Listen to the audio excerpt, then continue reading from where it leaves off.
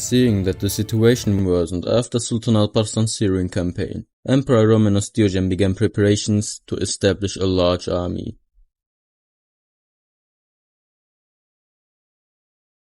After a long preparation phase, he formed one of the largest armies in Eastern Roman history, perhaps the biggest one, in order to liberate Anatolia from the Turks, invade Islamic countries, and capture the capital of the Seljuk Empire. This army consisted of Slavic, Bulgarian, German, Frank, Georgian, Caspian, Pecheneг and Cuman mercenaries from the Balkan provinces, Bithynia, Cappadocia, Cilicia and Trabzon regions, and Armenian people. According to the Muslim and Christian sources of the East, the number of catapultists, engineers, miners, charioteers and similar technicians in the army was around 30,000. According to the writings of the Roman civil servant and historian Mihalat Taliatis, who was in the army, 400 carts, pulled by 800 buffaloes, carried horseshoes and nails, while 1,000 carts were arranged to carry catapults, weapons, and supplies.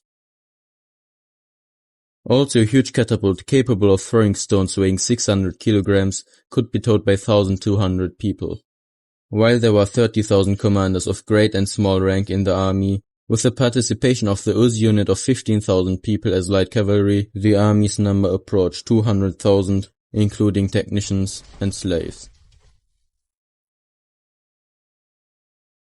The emperor believed that he would save Anatolia from the Turks by relying on this army, which could be considered enormous in terms of number and equipment, and hoped that he would seize all Islamic countries. He even began to determine the commanders he would appoint as governors of Islamic cities. In a meeting with his commanders, he said that he would turn all mosques in the east into churches. In the meantime, Sultan Alparslan finally completed his preparations and took action to take Damascus, which Aziz couldn't take, and from there to march on Egypt and put an end to the Shiite Fatimid state. But it was just at this time that the Emperor Romanos Diogen sent a letter to Sultan Alparslan with an envoy. In his letter, he asked Alparslan to return the cities of Manzikert, Erciş and Manbij to eastern Rome. Otherwise, he stated that he would move against the Seljuks with a large army. Alparslan, who was enraged over this letter, sent the ambassador back with a harsh reply. Because for Sultan Alparslan, the arrival of the ambassador arose the opinion that the Romans wouldn't be able to attack. But then, letters began to come to Sultan Alparslan from the Seljuk commanders. In these letters, it was stated that Emperor Diogen gathered a large army against them. Thereupon, Sultan Alparslan had to return from Syria and Egypt with an army of approximately 15,000 people, taking only his elite soldiers with him. The Sultan, who left most of his army in Syria, ordered the conquest of the city of Damascus, placing the army under the command of Mahmud of Aleppo and Aziz from Khalizm. Emperor Diogen made an expedition to Anatolia with an army of 30 to 40,000 people 2 years ago, and had to return without much results due to the drought. Sultan Alparslan thought that it was the same situation, and didn't know that Emperor Diogen created such a large army. He considered the union with Afshin Bey and the soldiers of other commanders sufficient to stop Diogen. However, Afshin Bey was still unaware of what kind of army the emperor had gathered. Romanos Diogen had acted quietly and quickly to catch the Seljuks off guard, and had consumed the imperial treasury to gather this army.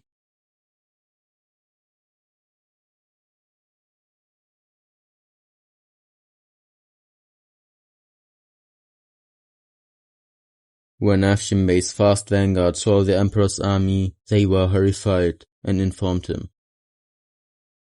Thereupon, Afshin Bey sent a message to Sultan Alparslan, informing him that the emperor was advancing towards Erzurum with an army too large to count. The news quickly spread by word of mouth. Sultan Alparslan needed more soldiers. However, most of his army was busy with the siege of Damascus. Only Aytekin was ordered to come to support with light cavalry, as it would take a long time for the army there to be informed and prepared and enter Mosul, and it would also cause Jerusalem, Mecca and Medina to fall into the hands of Shiite Fatimids again. In addition, the Sultan who sent his vizier Nizam al-Mulk to Hamadan ordered him to send soldiers from the east quickly.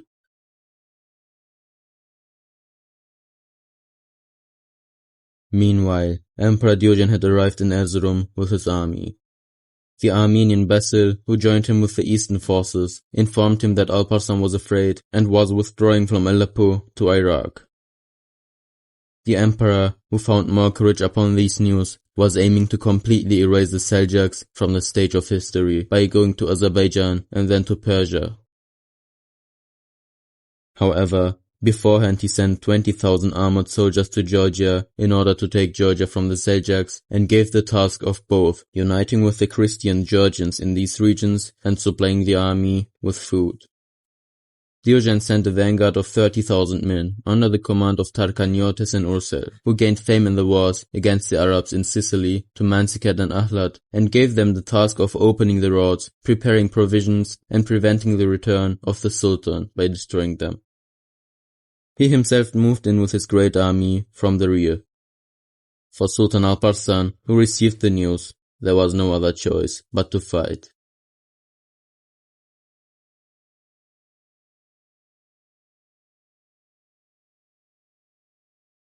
In order to meet the emperor, he moved towards Ahlat through Diyarbakir. With the edict of the Marwani Emir, 10,000 Kurdish soldiers from local volunteers joined Sultan Alparslan's army in Diyarbakir.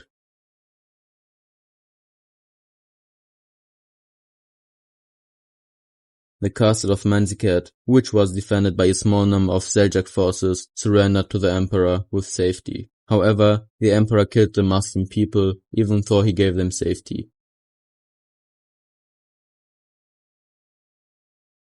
Arriving quickly from Diyarbakir to Ahlat, Alparslan united with Afshin Bey, who was waiting for him with his forces. Thus, the Sultan's army reached 50,000, with 40,000 from Akinjis and 13,000 cavalry forces from various regions. While Romanos Diogen destroyed Manzikert and massacred some of the people, Alparslan was advancing from Ahlat to Manzikert.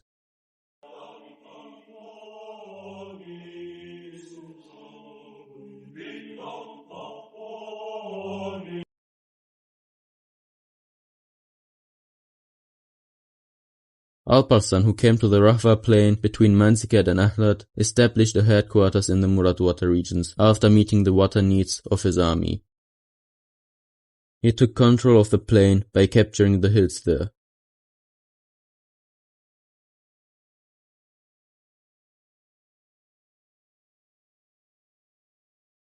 On the other hand, when the emperor learned that the Seljuk army had come very close and dominated the plain, shortly after he had departed from Manzikert with his army, he ordered preparations to be made immediately to enter the battle order.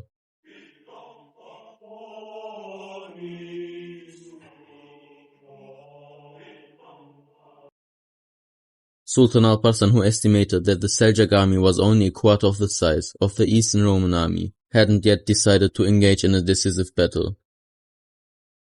In order to determine the number of the Eastern Roman army and to negotiate, he sent Ibn al-Mahlaban, the ambassador of Caliph al-Qaim, and his commander Savtekin to the emperor.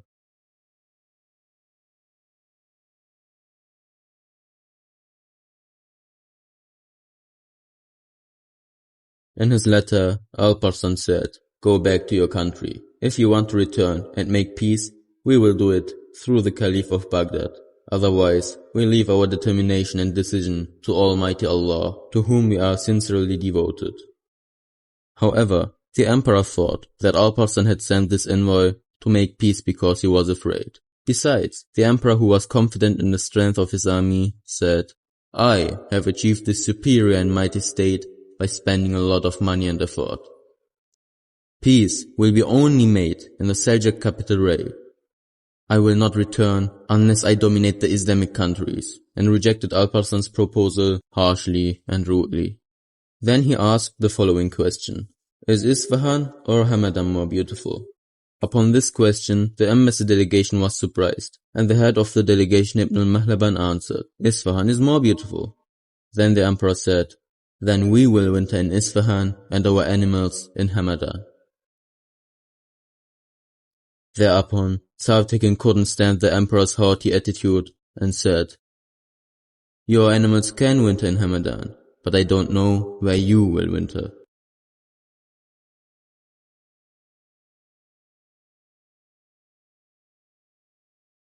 Thus, war became inevitable.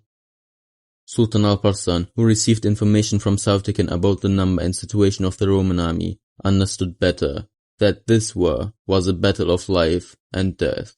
If the result of this battle was defeat, the Seljuks would fall and the Islamic world would fall. Seeing the Sultan's anxiety, his Sheikh Abu Nasr Muhammad consoled him with these words.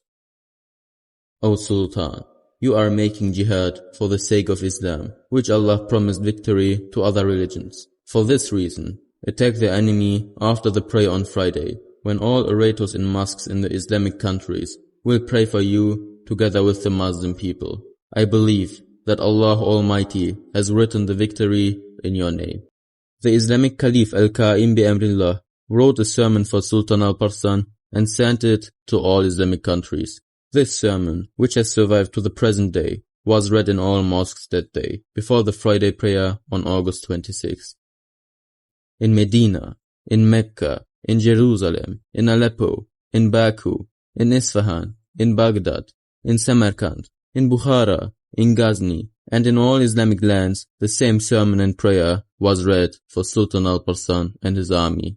O Allah, raise the banners of Islam and do not leave alone the mujahids who do not spare their lives for your service.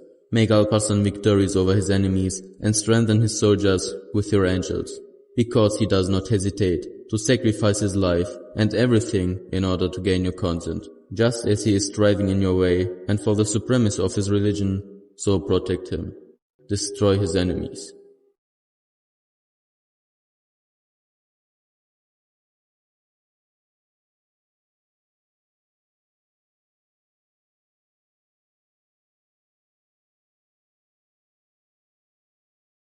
After the Friday prayer on August 26, both sides were ready for war.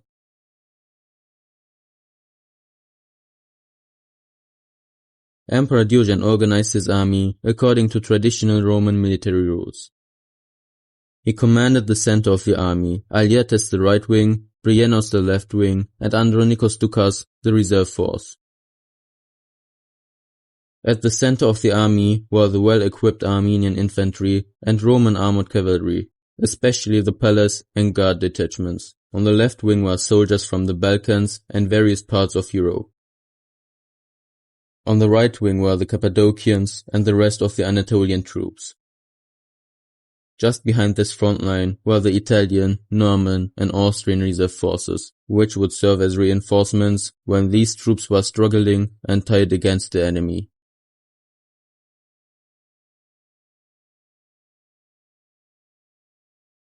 On the other hand, while Sultan Alparslan was in the center of the Seljuk army with his elite soldiers, the rest of the army was lurking behind the mountains, under the command of mighty commanders such as Savtekin, Afshin Bey, Sanduk Bey, and Artuk Bey.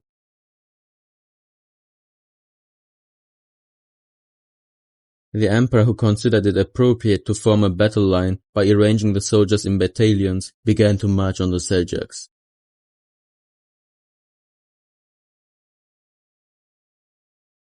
Sultan Alparslan, who saw that the Roman army took action by adding dust to the smoke, also mobilized his army.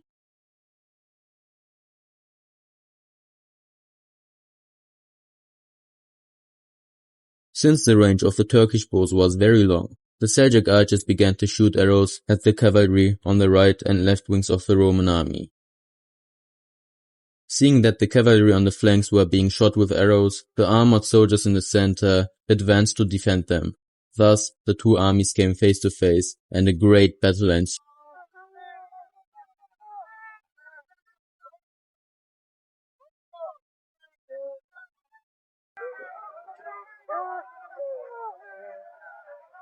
The Seljuk center, which had been fighting for a while with the Roman army, began to retreat rapidly without disturbing the order by the order of the Sultan. Emperor Diocletian thought that this retreat was a real retreat and ordered his entire army to attack. Indeed, everything seemed so easy.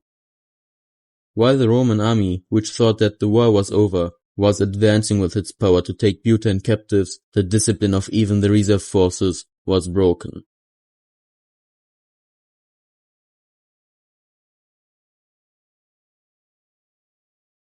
However, this wasn't a true retreat. On the contrary, the Sultan wanted the Roman army to follow him and to be ambushed by the Seljuk soldiers hiding in the hills. The heavily armored Roman army was getting tired by exerting too much effort to catch up with the light Seljuk cavalry. The emperor was giving orders not to disturb the discipline and was trying to organize his army. However, it wasn't possible to stop an army that saw the enemy fleeing at a distance of 300 to 400 meters. This fake retreat operation, which was carried out with great mastery and dexterity by Sultan Alparslan himself, was a complete success. The emperor, who had advanced to the lines where the Seljuk trap was located, was now quite far from his general headquarters. Sultan Alparslan ordered the war horns to be sound.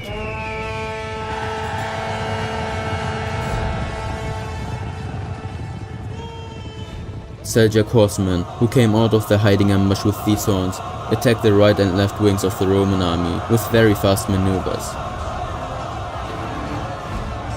Sultan Alparslan also ordered his retreating soldiers to stop and attack the central line. The Roman soldiers, who thought that they had just won the war and followed the fleeing enemy, were surprised at what had happened.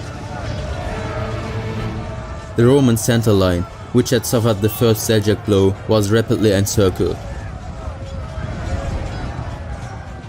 The emperor, who was on this line, asked for support from the left wing. On the other hand, the right-wing forces under the command of Eliates were also pressed by the Seljuk cavalry. It was at this time that the Uzbek cavalrymen on this wing left the Roman ranks and entered the Seljuk ranks. After this event, the right wing of the Roman army collapsed completely and dispersed. Meanwhile, the Armenian infantry in the center began to disperse and flee. Andronikos Doukas, the commander of the reserve forces, who watched the Armenians escape, declared that the emperor was dead when he saw that the Roman army was completely surrounded in a very short time and left the battlefield without participating in the fighting.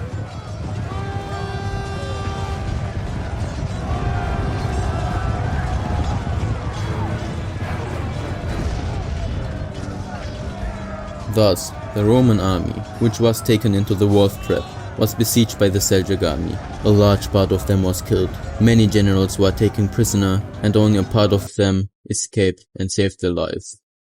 The Roman historian Attaliates, who was in the Roman army at the time, wrote in his work, "At last, the Turks surrounded us from every point. Then each of us endeavored to save ourselves by fleeing with all our strength and as fast as we could. The enemies followed us by the heels, killing some of us, capturing others, and trampling others with their horses. Our calamity was unspeakable. It overwhelmed every lamentation and cry."